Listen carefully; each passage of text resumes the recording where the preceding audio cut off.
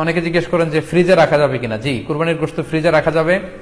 ইবনে আব্বাস রাদিয়াল্লাহু তাআলা আনহুর মত অনুযায়ী 3 ভাগ করা উত্তম, তবে এটা আবশ্যক নয়।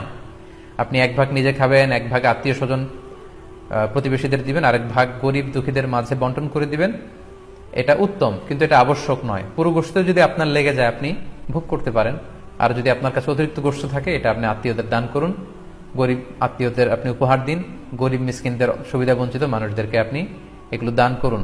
কারণ সূরাতুল হজ্জের 28 নম্বর আয়াতে আল্লাহ তাআলা বলেছেন, ফাকুলু মিনহা ওয়া আত'ইমুল বাঈসাল ফাকির, তোমরা কুরবানির এই গোশত নিজেরাও খাও এবং অভাবী লোকদেরকে দাও।